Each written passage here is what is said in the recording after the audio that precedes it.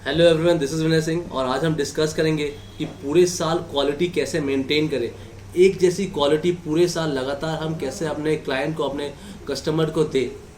तो क्वालिटी का जो टॉपिक है ये बहुत ही लंबा है और एक बात तो हम सबको पता है कि अगर हम मार्केट में एक जैसी क्वालिटी ना दें तो हमारे जो कस्टमर्स हैं वो हमारे साथ जुड़े हुए नहीं रहते लंबे वक्त तक, और वो कहीं ना कहीं डगमगा जाते हैं और किसी और के पास वो चले जाते हैं। तो दोस्तों, क्वालिटी की जो है क्वालिटी कंसिस्टेंटली देना बहुत ही ज़्यादा इंपॉर्टेंट होता है हमारे बिजनेसेस में। और जब आप शुरुआत कर रहे हो तब तो आप ये जो क्वालिटी वाला जो टॉपिक है इसको आप नेगलेक्ट कर ही नहीं सकते। स्टार्टिंग में तो आपको अच्छी क्वालिटी देनी ही होगी, क्योंकि अगर आप स्टार्टिंग में गलत क्वालिटी अपने कस्टमर्स को दे देते हो तो ऐसा हो जाएगा कि आपका जो अच्छा इंप्रेशन पड़ने वाला था वो गलत पड़ जाएगा और आपका जो ब्रांड है उसका गुडविल क्रिएट होने से पहले ही ख़राब हो जाएगा। तो अगर आप स्टार्टिंग कर रहे हो तब आप क्वालिटी पे ध्यान ज़रूर देना। तो चलिए अब जानते हैं कि एक जैसी क्वालिटी पूरे साल कैसे दिया जा सकता है और इसके अलग अलग पहलुओं को जानते हैं। दोस्तों, अच्छे से काम करने के लिए, अच्छा क्वालिटी सप्लाई करने के लिए सबसे पहले आपको पता होना पड़ेगा कि आपको काम कैसे करना है, आपको क्या क्वालिटी चाहिए। आपको जो क्वालिटी चाहिए, जो आपके एरिया में जो क्वालिटी चल रहा है या जो आपको सप्लाई करना है, आपको सबसे पहले उस क्वालिटी का नॉलेज होना पड़ेगा। आप मान लो आपके एरिया में रेड कप चल रहा है और आप मुझे बोल दोगे कि सबसे अच्छा चाय आपके एरिया के लिए भेज दिया जाए और मैं आपको येलो कप दे दूं तो वो वहाँ पे नहीं चलेगा, वो वहाँ पे वर्कआउट नहीं होगा। तो आपको सबसे पहले ये भी जानना पड़ेगा कि आपका जो एरिया के लिए बेस्ट क्वालिटी है क्या, और वो क्वालिटी समझने के बाद आप उस क्वालिटी पे काम करो। और अगर आपको आपके एरिया का क्वालिटी समझ में नहीं आ रहा है तो आप मुझे सैंपल्स भेज दो।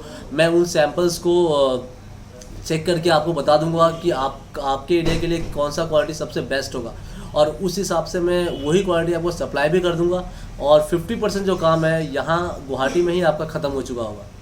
और आपके मार्केट में क्या क्वालिटी चल रहा है वो आपको सबसे पहले ध्यान देना है, क्योंकि आपको उसी क्वालिटी पे खेलना है। बाकी चाय के भी जो क्वालिटीज़ है, जो वेरिएंट है, उस पर आपका फोकस करके कोई फ़ायदा नहीं। तो आप सबसे पहले फोकस करना कि आपके एरिया में कौन सा क्वालिटी चल रहा है। और एक चीज़ है, जो आपका ब्रांड, आपका जो पैकेट होता है और आपका जो बिज़नेस होता है उसको बहुत ज़्यादा इम्पैक्ट करता है। वो है कि आप किस मोटिव से काम कर रहे हो। आपका मोटिव क्या है? क्या आपका मोटिव प्रॉफिट मेकिंग है या आपका मोटिव है क्वालिटी बेस्ड सप्लाई करना?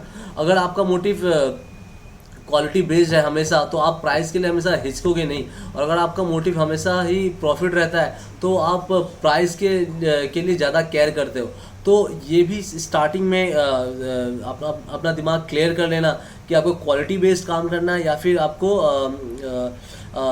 प्रॉफिट बेस्ड काम करना है। ये माइंडसेट भी आपको पहले ही स्टार्टिंग में ही बैठा लेना चाहिए, क्योंकि अगर आपका अगर प्रॉफिट में मोटिव है हमेशा से ही, तो आप ज़्यादा पैसे आप खर्च नहीं करोगे अपने प्रोडक्ट्स में, तो वो भी आपका क्वालिटी का कहीं ना कहीं इम्पैक्ट करेगा। और अगर बहुत सारे लोग जो प्रॉफिट मेकिंग पे इतना ध्यान नहीं देते, वो क्वालिटी बेस्ड काम करते हैं, तो उनका अगर कभी 20 रुपये ज़्यादा भी चला जाए उनका चाय, तो वो उसे मैनेज कर लेते हैं। और ये जो मैंने मोटिव का बात किया है, ये मैक्सिमम लोगों का दिमाग में पहले से ही सेट है कि उन्हें क्या करना है। और जो लोग जो काम कर रहे हैं उनका पहले से सेट रहता है कि वो उन्हें किस तरीके से काम करना है, उन्हें पैसा कमाना है या फिर वो प्रोडक्ट देना चाहते हैं। अब जब आप अपने क्वालिटी के ऊपर क्लियर हो चुके हो, आपका माइंडसेट क्लियर है कि आपको क्या क्वालिटी चाहिए, आपका मोटिव क्लियर है कि आपको प्रॉफिट पे काम करना है या फिर क्वालिटी बेस्ड काम करना है, तब इसके बाद आपका जो काम आता है वो ये आता है कि आप ये जानो कि आप जो चाय चाहते हो वो किस बेल्ट में प्रोड्यूस होता है, कौन सा सप्लायर उसे इजीली आपको हमेशा दे सकते हैं, कौन सा गार्डन वो चाय प्रोड्यूस करते हैं। आपका जो चाय है वो चाय कितने सारे अलग अलग गार्डन्स वाले प्रोड्यूस करते हैं, ये भी जानना आपके लिए बहुत ही क्रूशल रहता है। और कौन कौन से गार्डन प्रोड्यूस करेंगे, वो कितने कंसिस्टेंट है अपने क्वालिटी पे, वो इस पे भी आपको थोड़ा काम करना पड़ता है। तो ये सब भी आपको स्टार्टिंग में जानना होगा। और दोस्तों, और आप एक बात याद रखना, ये एक एग्रीकल्चरल चीज़ है, एग्रीकल्चरल प्रोडक्ट रहता है और इसमें क्वालिटी का थोड़ा सा वेरिएशन, अप्स एंड डाउन्स हमेशा ही रहता है। आपके क्वालिटी को रेगुलरली मेंटेन करके रखने में और वैसा चाहे कंसिस्टेंटली आप तक पहुंचाने में एक जन का सबसे इम्पोर्टेंट रोल रहता है, वो होते हैं जो होते हैं ब्रोकर्स, जिन्हें हम ब्रोकर्स कहते हैं। आप ध्यान देना भाई लोग, हम ब्रोकर्स बोल रहे हैं, ना कि गार्डन्स, ना कि फैक्ट्रीज। ब्रोकर्स जो है ना, उन्हें सबसे ज़्यादा नॉलेज होता है चाय का, और वो क्या है कि वो सब गार्डन्स के चाय रेगुलरली टेस्ट करते रहते हैं। उन्हें पता है कौन सा चाय किस बेल्ट में कहाँ किस तरीके से चलाना है। ब्रोकर्स जो है ना, उनके पास सबसे ज़्यादा नॉलेज रहता है, वो बहुत सालों से काम कर रहे हैं इसके ऊपर, और उनके पास आपको सबसे ज़्यादा वैरायटीज़ मिलेगा। आप मान लो अगर मैं किसान हूँ और मैं कुछ प्रोड्यूस कर रहा हूँ, तो हो सकता है कि मेरे पास कुछ ही वैरायटीज़ हो, मेरे पास वही हो जो मैंने प्रोड्यूस किया है। लेकिन एक ब्रोकर के पास बहुत ज़्यादा वैरायटीज़ रहता है, और उनके पास बहुत ज़्यादा वेरिएशन रहता है, और उस हिसाब से अगर वो आपके लिए आपके तरफ ऑनेस्ट है, तो वो आपको अच्छा से अच्छा माल हमेशा रेगुलरली प्रोवाइड करा सकते हैं। और मैंने स्टार्टिंग से ही एक चीज़ बोला है कि एक आदमी आपका होना चाहिए जो हमेशा आपका सप्लायर, जो आपके लिए सोचे, जो आपका बेनिफिशरी के लिए सोचे।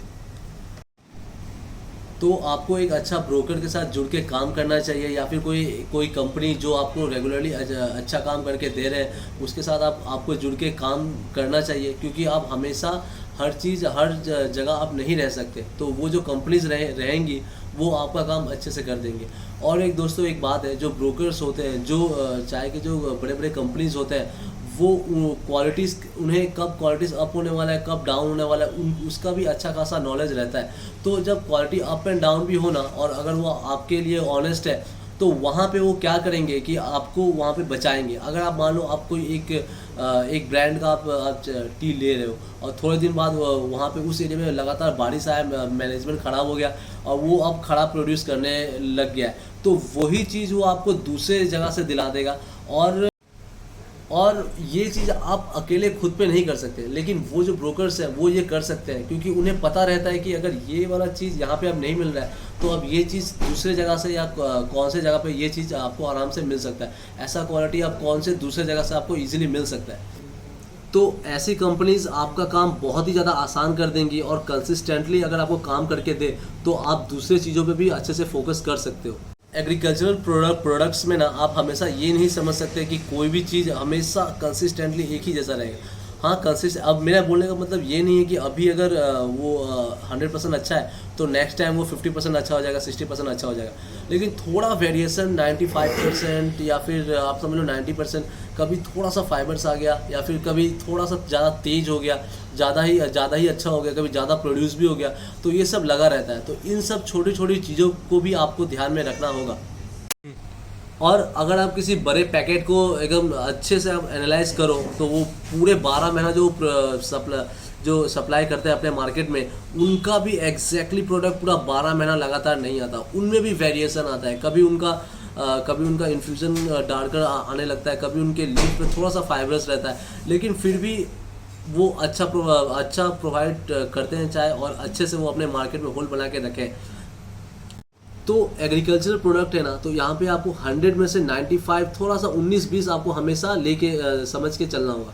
अब मैं 19-20 बोल रहा हूँ, आप याद रखना। अब मैं ये नहीं बोल रहा कि एक ही बार में कुछ ख़राब हो जाता है, मैं थोड़ा सा अप्स एंड डाउन्स का बोल रहा हूँ। और जो लोग मेरे साथ जुड़े हैं, जिनके पास हमारे यहाँ से माल हमेशा जाते रहता है, उन्हें कोई क्वालिटी का, कंसिस्टेंसी का या फिर क्वालिटी का टेंशन लेने का कोई ज़रूरत नहीं है। कुछ भी हो जाए, आप हमेशा अपने मार्केट में आगे ही बने रहोगे। और मैं इस तरीके से काम कर रहा हूँ कि आपको क्वालिटी और आपको प्राइस ही बहुत ही कम में मिले। पूरे मार्केट में करीब 400 से 500 सप्लायर्स हैं, लेकिन कोई भी जो मैं प्राइस में दे रहा हूँ, बहुत सारे लोग नहीं दे पा रहे। अभी मैंने अपने सप्लायर्स को 105, 110 तक मैं सप्लाई किया, लेकिन ये प्राइस मुझे नहीं लगता कि किसी और को मिला होगा। प्राइस मैं हमेशा सबको नहीं दिला सकता, क्योंकि आप समझ लो 900 गार्डन्स है, और वहाँ पे कभी कोई अगर एक एक्स्ट्रा ऑर्डिनरी कोई लॉट आ जाता है या फिर चाय आ जाता है, तब वो मैं अपने जो मेरे ऑनेस्ट कस्टमर्स हैं, मैं उन्हें दे देता हूँ। तो सप्लायर आपका कितना एक्सपर्ट है, वो किस तरीके से काम कर रहा है, उसके एक्सपर्टीज़ पे भी मैक्सिमम चीज़ डिपेंड करेगा आपके काम पे। अभी जैसे कि मार्च का महीना आने वाला है और फरवरी अभी एंड में, लेकिन फिर भी हम लोग अपने एक्सपर्टीज़ से, अभी 100 में से 95% चाहे अच्छा नहीं है, लेकिन फिर भी हम अपने एक्सपर्टीज़ से 5% जो अच्छे हैं वो निकाल के अपने लोगों को दे रहे हैं। तो इस तरीके से अगर आप एक अच्छा सप्लायर आपके पास हो, आपको पता हो कि आपको क्या चाय चाहिए, और आपके सप्लायर को भी पता रहे कि आपको क्या प्रोवाइड करना है, तो इस हिसाब से आप पूरे साल दोनों मिलके अपने एक्सपर्टीज़ को मिला के आप पूरे साल लगातार एक ही क्वालिटी दे सकते हो अपने कस्टमर्स को।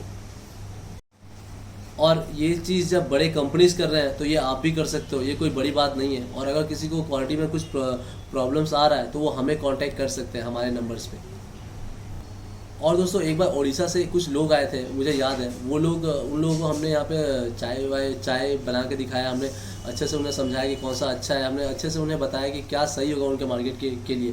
फिर हमने उन्हें कुछ सैम्पल्स भी दिया था, फिर वो सैम्पल्स लेके गए अपने एरिया में, और फिर उन लोगों ने वहाँ से 1 या 2 चाय उन लोगों ने सेलेक्ट किया कि ये चाय लेके हम स्टार्ट करेंगे। अब क्या हुआ कि वो लोग 1 महीने बाद आए फिर से गुवाहाटी। अब जो चाय 1 महीने पहले वो उन लोगों ने लिया था, वो चाय 1 महीने बाद वो लोग डिमांड कर रहे थे, तो वो चाय मिल जाता, लेकिन वो चाय उस समय उस गार्डन में अवेलेबल नहीं था। वो गार्डन उस समय वैसा चाय प्रोड्यूस नहीं कर पा रहा था। तो हमने उन्हें बताया था कि वैसा ही चाय मैं आपको दूसरे गार्डन से दिलाया था। तो वो जो आदमी थे वो बोले कि नहीं, मुझे यही चाहिए, यही गार्डन चाहिए, सेम लीफ अपीयरेंस भी होना चाहिए, सेम लिकर भी होना चाहिए, हर चीज़ सेम होना चाहिए। और ये आप मान लो अगर उन्होंने सितंबर में वो चाय टेस्ट किया है तो वो अक्टूबर या फिर नवंबर में उन्हें वही चाय चाहिए। तो दोस्तों इस तरीके से काम नहीं होता, ये एक एग्रीकल्चरल चीज़ है। और ये एक ही चाय 50 से 60 गार्डन्स प्रोड्यूस करते हैं। लेकिन तो अगर आप मान लो कोई ब्रांड आपको पसंद आ गया और अगर वो उस समय अच्छा प्रोड्यूस नहीं कर पा रहा है तो आपको मूव करना पड़ेगा दूसरे की तरफ। आप ये कोई मटेरियल के जैसे आप इसे चूज़ नहीं कर सकते, ये कोई शूज़ नहीं है, या फिर ये कोई आप समझ लो कोई ये वस्तु जो होता है ना, जैसे ये टेबल कुर्सी नहीं है कि जो कंपनी ये एक एग्रीकल्चरल चीज़ है, ये कोई वस्तु नहीं है। अगर आप समझ लो ये कोई टेबल कुर्सी या कोई शूज़ जैसा कोई चीज़ नहीं है कि कोई कंपनी अगर टेबल जो मार्च से बना रहा है वो दिसंबर में भी सेम क्वालिटी सेम मशीन से वो सेम टेबल बना देगा। ये एक एग्रीकल्चरल चीज़ है, इसे एग्रीकल्चर बनाता है। तो ये हमें एग्रीकल्चर के जो मौसम है उसके हिसाब से चलना पड़ता है। आप मान लो कोई एक गार्डन है जिसका चाय आपको पसंद है, तो आप सही है, आप वो हमेशा लेते रहो। लेकिन बाय चांस अगर वो क्वालिटी ठीक प्रोड्यूस नहीं कर रहा तो उसके जैसे और भी आपको 70 से 80 गार्डन मिल जाएंगे, उसके सब्स्टिट्यूट मिल जाएंगे। तो उस समय आपको वहाँ पे मूव करना पड़ेगा।